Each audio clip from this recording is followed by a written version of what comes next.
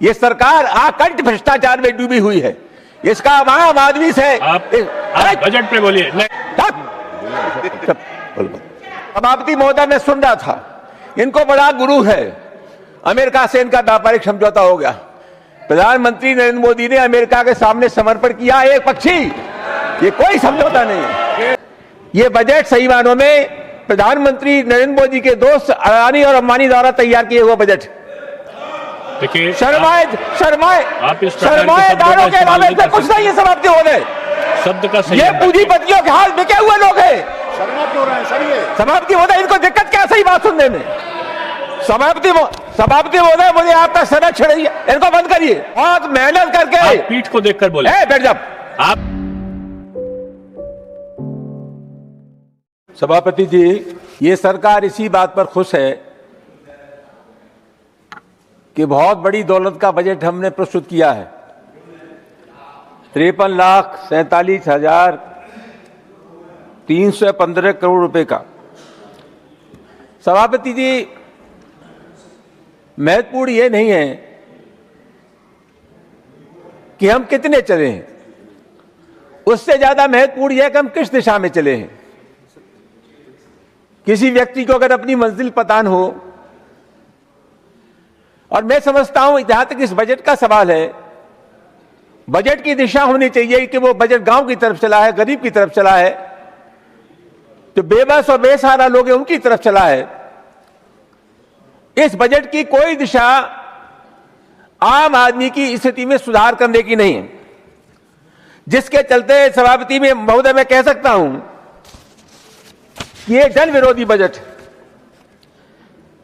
सबसे बड़ा सवाल तो यह है कि इस देश में और खासतौर से बजट में कृषि की उपेक्षा हुई है। सभापति महोदय, कृषि इनकी प्राथमिकता में शामिल नहीं है। अभी भी देश में सबसे अधिक रोजगार देने वाला क्षेत्र कृषि है। 1950 में सकल घरेलू उत्पाद में कृषि का योगदान था 56.5%, और आज यह घटकर के रह गया है 16-17%।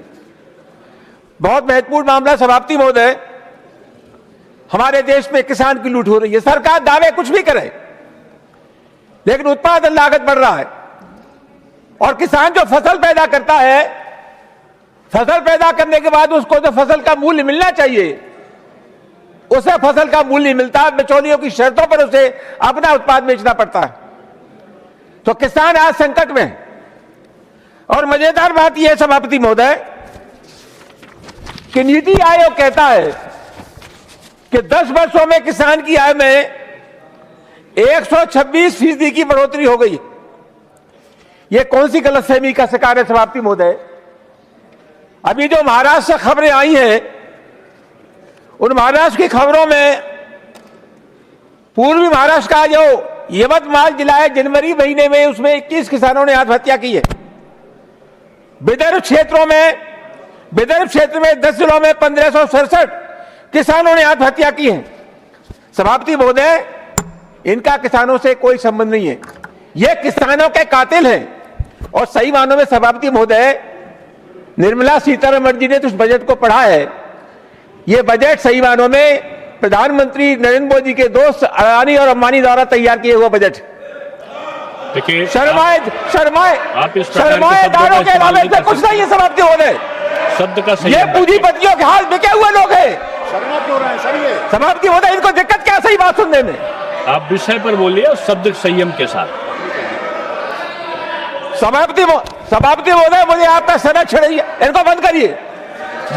मैं बोल रहा हूं, बैठिए। सभापति महोदय, किसान ने बहुत मेहनत करके। आप पीठ को देखकर बोले। बैठ जाओ। आप पीठ को देख के बोले, आपस में नहीं। सुमन साहब, आप गंभीर आदमी, आप लोग बैठ जाओ। आप अपनी बोलते रहिए। आप बैठ जाइए, अपनी बात कहने दीजिए। सभापति महोदय, किसानों ने बहुत मेहनत करके इस देश को आत्मनिर्भर बनाया, अपने पैरों पर खड़ा किया। आज स्थिति क्या है सभापति महोदय?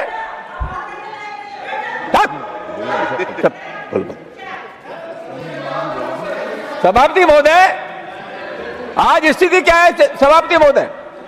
किसान ने पैदा किया, इस देश को आत्मनिर्भर बनाया, खाद्यान्न के क्षेत्र में, लेकिन हमारे देश में खाद्यान्न के रखने का कोई भंडार नहीं है।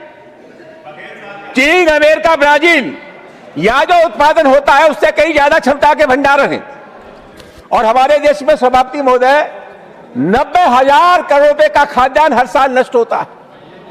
किसान की मेहनत की कमाई को भी ये सुरक्षित नहीं रख पा रहे सभापति महोदय। सभापति महोदय, ये जो अभी चिल्ला रहे थे, मैं इससे कहना चाहूंगा सरकार, सभापति महोदय, ये मेरा आंकड़ा नहीं है। भारत सरकार ने इसी सदन में बताया है दिसंबर 2025 में कि हिंदुस्तान के किसान पर 31.5 लाख करोड़ रुपए का कर्जा है। मतलब हिंदुस्तान का किसान 1,80,000 करोड़ रुपए का कर्जदार है। सभापति महोदय, इनकी सरमाएदारों से दोस्ती है। जो आंकड़ा आपके पास, ये कॉर्पोरेट हाउसेस का तो कर्जा माफ कर देते हैं, उनको रियायत देते हैं, लेकिन किसानों के कर्जे माफ करने के लिए कोई चिंता नहीं। सभापति महोदय, मैं मांग करना चाहूंगा, इस देश के अगर किसान को बचाना है तो सरकार किसानों के कर्जों को माफ करे। इसके अलावा किसानों की हालत सुधारने का और कोई विकल्प नहीं है। सभापति महोदय, इनको बंद करिए, कोई बोल नहीं पाएगा। मैं बता रहा हूं, मैं आपको नहीं, आप ऐसे चेतावनी नहीं दी, आप पीठ को संबोधित करिए। सभापति महोदय, ये असत्य बोलने में, झूठ बोलने में बहुत माहिर हैं। ये राष्ट्रीय शब्द निकाल स्वास्थ्य दिया नीति, जाएगा। आप जो संसदीय शब्द नहीं होगा वो निकाल दिया। राष्ट्रीय स्वास्थ्य नीति 2017 के मुताबिक इन्होंने कहा कि 2025 तक सार्वजनिक स्वास्थ्य व्यय को सकल घरेलू उत्पाद का 2.5 पर तक ले जाएंगे, लेकिन वर्तमान में यह दर 1.9 है। स्वास्थ्य सेवाओं का हमारे देश में बुरा हाल है सभापति महोदय। आम आदमी के बीमार होने के बाद उसके स्वास्थ्य का, उसकी बीमारी का कोई इलाज हमारे देश में नहीं। अभी सरकार ने एम्स के लिए 5,500 करोड़ रुपए का प्रावधान किया, लेकिन इनकी सबसे ज्यादा महत्वाकांक्षी योजना है आयुष्मान भारत। उनके लिए सिर्फ और सिर्फ 4,200 करोड़ रुपए का प्रावधान किया। सभापति महोदय, ये लोग बड़ी भारी गलतफहमी के शिकार हैं।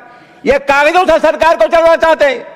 जल जीवन मिशन, सभापति महोदय, 2000 जल जीवन मिशन शुरू हुआ 2019 में, और उन्होंने कहा कि 2024 तक ग्रामीण अंचल में हम साफ स्वस्थ पानी का इंतजाम करा देंगे। हर घर में जल पहुंच जाएगा।